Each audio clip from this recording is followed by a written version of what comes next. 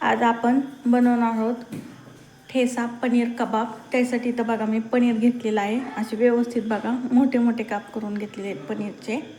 तर बेसन, भाजलेले शेंगदाण्याचं बघा कूट घेतलेला आहे, नंतर कोथिंबीर घेतलेले, मिरची, लसूण आणि जिरे आणि मीठ पण घ्यायचे बघा, आणि थोडं तेल। बघा गॅसवरती आपण कढई ठेवून घेतलेली आहे। खूप सोपी रेसिपी आहे बघा, आणि झटपट होणारी आहे, आणि टेस्टला तर खूप भारी लागते। आता आपण याच्यात थोडंसं तेल टाकून घेऊयात, अगदी एकच बघा चमचा तेल टाकून घेतलेलं आहे।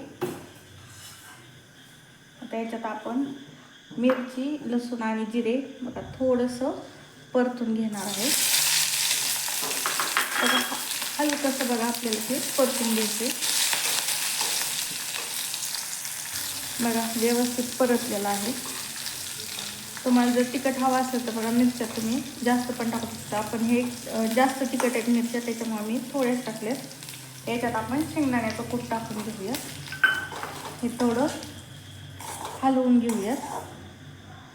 बघा हे मिश्रण आपण काढून घेऊयात आणि थंड करून घेऊयात। बघा एका मिक्सरच्या भांड्यामध्ये हे मी थंड झालेले मिश्रण काढून घेतले बघा। आता याच्यात आपण चवीनुसार मीठ टाकून घेऊयात। याच्यानंतर कोथिंबीर आणि बेसन पण टाकून घेऊयात।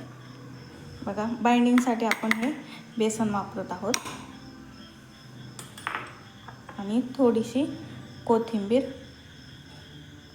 बघा अगोदर असंच मिक्सरला आपण बारीक करून घ्या, गरज असली तर बघा पाणी वापरा, आणि कोथिंबीर जास्त पण वापरली तरी पण चालेल।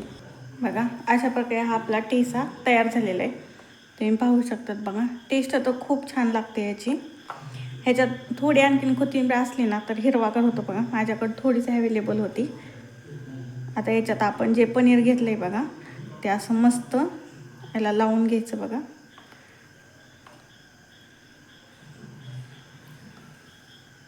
बघा सर्व पीस असे व्यवस्थित असे कोट करून घ्यायचे ह्या ठेच्यामध्ये। आता आपण हे थोडे फ्राय करून घेऊयात बघा, शालो फ्राय करायचे, डीप फ्राय नाही। बघा कढई गरम करायसाठी ठेवलेली आहे। आता याच्यात आपण थोडंसं तेल टाकून घेऊयात, 1-2 चमचे बघा।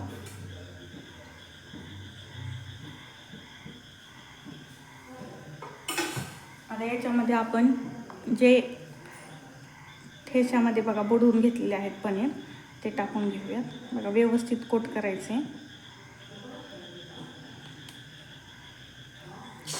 आणि वरून जरी निघलं तरी आपण असं व्यवस्थित थोडं घालून घ्यायचे बघा ह्याच्यावरती।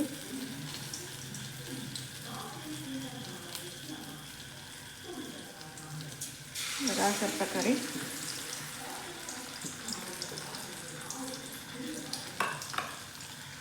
बघा 1 मिनिटच झालेला आहे। आता आपण हे पलटून घेऊयात बघा, व्यवस्थित असते, एकदम गोल्डन कलर आलेला आहे।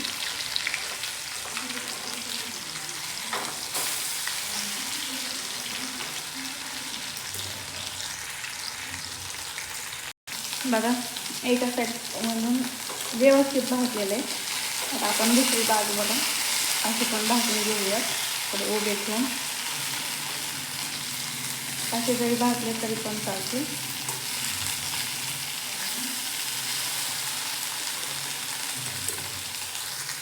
बघा आलटून पलटून मला 2 मिनिटं लागलेले आहेत, तर आता आपण हे काढून घेऊयात।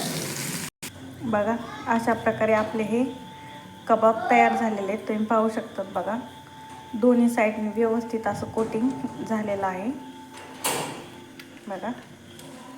तर तुम्ही पण अशा पद्धतीने, खूप सोपी आहे, एक 5 ते 10 मिनिटात बघा लगेच तयार होते। तर तुम्ही पण अशाच प्रकारे एकदा नक्की ट्राय करा, आणि आपल्या चॅनलला लाईक, शेअर आणि सबस्क्राईब करायला विसरू नका। चला तर मग धन्यवाद।